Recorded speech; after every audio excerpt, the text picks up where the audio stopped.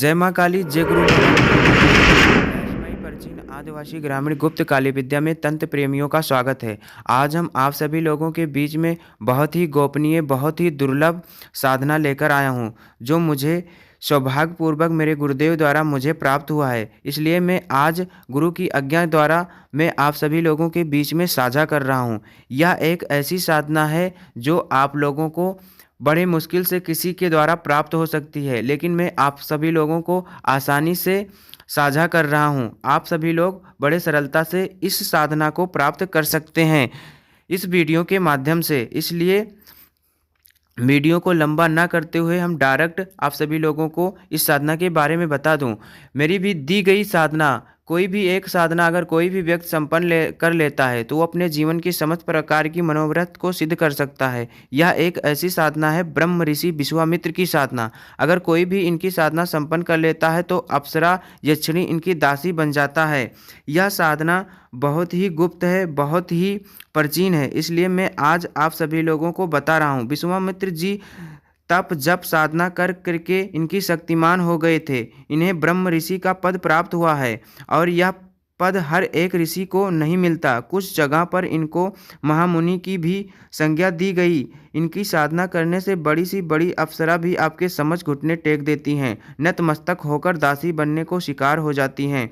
इनके मंत्र की विशेषता यह होती है कि यदि आपने कोई अप्सरा साधना की है और वह सफल नहीं हो रही है, या फिर अप्सरा अपने अनुभव देती है लेकिन प्रत्यक्ष नहीं हो रही है, उस स्थिति में आपको इनके मंत्र में जो अमोघ शब्द है उस जगह आपको अप्सरा का नाम जोड़कर मंत्र की पुनः इस विधि से जो बताई जा रही है इस साधना करनी होती है, और वह अप्सरा 100% आपको समझ प्रकट होती है, वचन करती है और दासी भार्या पत्नी जैसी भी इच्छा करते हैं उसी संबंध को स्वीकार करके आपकी सेवा करती है। इनकी साधना में अत्यधिक कोई विशेष आवश्यकता नियम पालन नहीं होते हैं। बस एक जो मूलभूत नियम है, ब्रह्मचार्य पालन करना है, सात्विक आहार ग्रहण करना है, भूमि शयन करना है, मौन रहना है, भीड़ भाड़ में टहलना नहीं है, शुद्ध एकांत जगह पर समय बिताना है, अपने शरीर को खुशनुमा रखना है। सौंदर्यता जो मिश्रण है आपके शरीर पर दिखना चाहिए, क्योंकि अप्सराएं सौंदर्य की कीर्ति हैं, तो अपने प्रेमी या अपने साधक को भी सुंदर देखने की इच्छा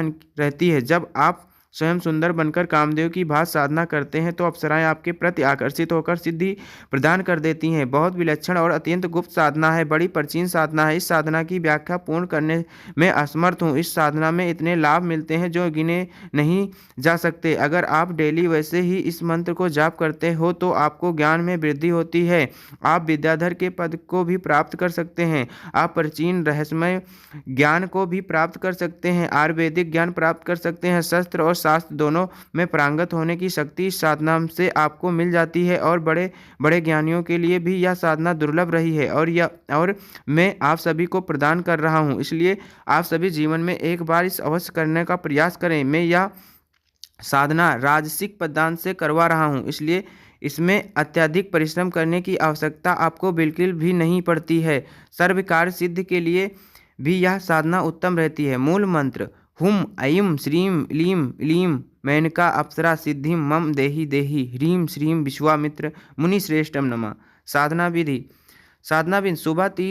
शुभ तीर्थ शुक्ल पक्ष शुक्रवार, माला शतार्क स्पष्टिक, जाप 23 माला जाप, आसन वस्त्र लाल रहेगा, दिशा उत्तर मुख, दीपक घी का जलाएं, गंध इतर फूल अगरबत्ती, निवेद भोग खीर, हवन करना आवश्यक है। समय रात्रि 10 बजे से कीजिए। वर्जित मैथुन मिथ्या भाषण ब्रह्मचार्य आवश्यक है। दैनिक पूजन कर सकते हैं, रक्षा कवच नहीं करना है। भोजन सात्विक साधारण करें, स्थल फेर बदल नहीं। स्त्री पुरुष कर सकते हैं। साधना स्थल एकांत कक्ष कमरा, शयन जमीन पर सोएं। दिवस 21 दिन साधना करनी। हवन विधा, हवन आप लोगों को हर 10 दिन बाद कर देना है। इस तरह से 51 दिन में 5 बार हवन करना होगा। इससे हवन छोटे छोटे टुकड़े में से संपन्न हो जाएगा। अगर आप 23 माला जाप 10 दिन करते हो तो टोटल जाप आपकी होगी 2484। इसी टोटल जाप की केवल आपको दशांश हिस्से का हवन आहुति देना है। 2484 भागे 10 यानी 250 आहुति आपको हर 10वें दिन देना है। अब इस 250 आहुति को 10वां हिस्सा का अर्पण और तर्पण करना है, मतलब कि 25 बार अर्पण करना है और 25 बार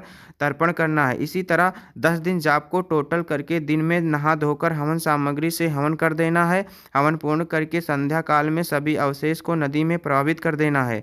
हवन कुंड चौकोरा रहेगा। हवन समिधा आम की 9 ग्रह लकड़ी मिलाकर लाल चंदन तथा लकड़ी की गुटका मिलाकर हवन कुंड में डालना है। हवन सामग्री पंचमेवा, हरी इलायची, सफेद तिल, जौन, मुलहट्टी, सतावर, गोखुर, चूर्ण, सफेद मूसली, बच, कूट, अगर और तगर, कमलगट्टे की बीज, शहद शहद और चौगुना घी यह मिलाकर एक बड़े बर्तन में रख लेना है। हवन आहुति। अब आसन पर बैठकर गुरु गणेश इष्ट देव का प्रणाम करके विश्वामित्र ऋषि को प्रणाम करके ओम श्री गणेशाय नमः को 21 बार जाप करके उत्तर मुख होकर हवन कुंड में कपूर और घी डालकर अग्नि जलाकर मूल मंत्र पढ़ कर हवन कुंड में आहुति दें, स्वाहा बोलकर। हवन संख्या दशांश होगी। हर 10वें दिन हवन करना है। 10 दिन का टोटल जाप निकाल कर उसका 10वां हिस्सा निकाल कर हवन विधान में सब बता दिया है, उसका देखकर आहुति दें। अर्पण और तर्पण आपको जल में मिश्री केसर मिलाकर करना है। डेली मंत्र जाप के बाद जिस अप्सरा की साधना कर रहे हैं उसका 20 मिनट ध्यान करना है। निश्चित रूप से अप्सरा दर्शन देगी और वचन करेगी। मूल मंत्र में मेनका की जगह जिस अप्सरा को सिद्ध करना है उसका नाम बोल सकते हैं। आज के लिए बस इतना ही। जय माँ काली, जय गुरु महाराज, जय गुरु गोरखनाथ।